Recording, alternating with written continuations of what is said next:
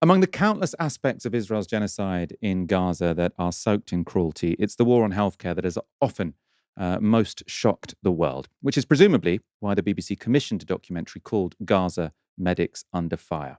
Now, the film was due to air in February, but after a controversy surrounding another documentary, it was pulled.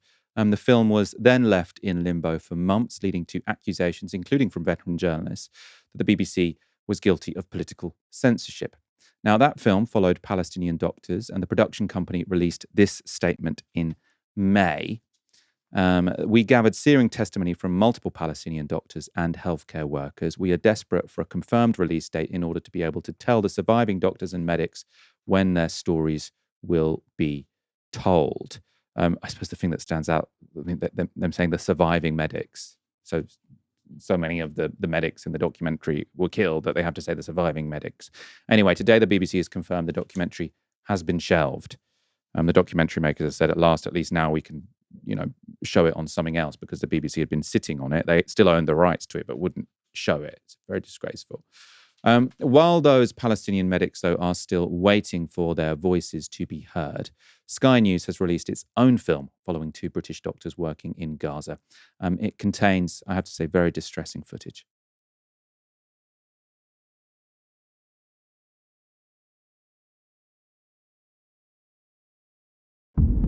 Gaza is a sliver of land where hospitals have become frontline targets. Absolutely massive strike on EGH Hospital. And operating theatres are on the battlefield.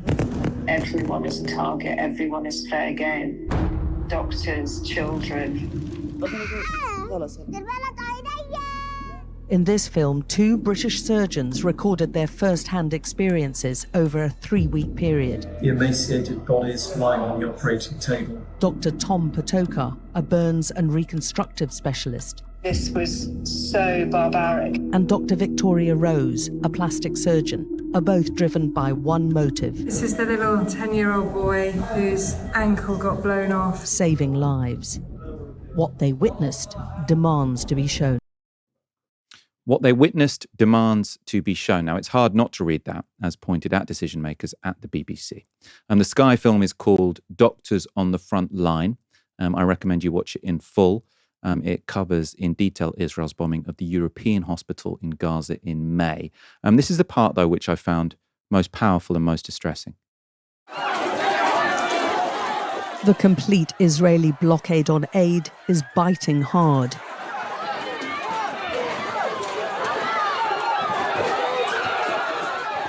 Hunger is hitting the youngest most harshly. The impact of this siege is keenly felt at Nasser Hospital, where Dr. Tom and Dr. Victoria and their teams are both now working.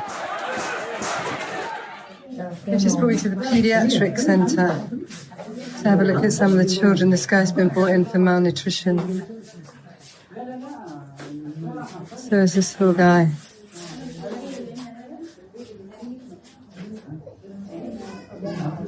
Really shocking. So that's what she used to look like. Mariam needs special formula held up by the blockade. So from that, now to this. The little girl's deterioration is painful and slow.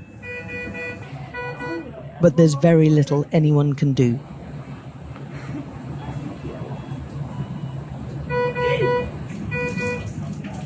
She dies waiting for the aid which never comes. And there are so many others still wanting, still suffering. Even a search for food can be deadly. There's the sound of rockets and shelling been going on all day. Terrible news coming out from the north of the country. Our driver today was on the phone to his son-in-law in Gaza City, pleading with him not to go out as it was too dangerous, but he was starving. He went out looking for food. He was killed. This is the daily life in Gaza. Now, obviously, the search for food has only got more deadly in recent days in Gaza. So, this Tuesday alone, Israel killed 70 people queuing at aid sites for food. Aaron, before I go to you, I'm just going to make a clarification because some people have said in the comments, oh, great, has Sky News released the documentary which the BBC pulled? No, so this is a different documentary which Sky have put out about medics in Gaza. The film that the BBC has pulled has now gone back to Basement Films, who made it, and they will be pitching it to other broadcasters. So presumably we'll get to see it at some point. I mean, my bets would be on Channel 4 buying it, for example, but we'll have to see. Aaron, really, really appalling footage in that Sky News documentary. Also, I think the BBC pulling this documentary has been incredibly damaging to them. I don't know if you want to comment on both or either of those points. Well, I'll park the BBC for a moment. I mean, just Michael, that clip just now is just agonizing to watch. Agonizing to watch. Children starving to death, dying of the most avoidable possible conditions. You know, we have in this country an aid industry, overseas aid, about a £15 billion budget, which is meant to help people avoid things like waterborne disease, starvation, emergency medical aid, etc. Countries around the world have these budgets, and wealthy countries have basically said for 60 years, we will allocate funds to help people in these kinds of situations. We have a country which isn't just failing to do that, it's inverting that whole logic, which is to say it's creating a humanitarian catastrophe while not trying to at least mitigate things like starvation, lack of clean drinking water, lack of access to medical facilities, and so on. To the contrary, Israel is waging war while starving people, while blowing up hospitals, universities, killing medical professionals, killing journalists. It's quite extraordinary, and it's happening with the consent of our government. I don't want to upset people unnecessarily. It is, you know, we can go back to that story about Palestine Action. Oh well, you know, attacking the RAF, and people are going to have people watching will have a range of opinions about that.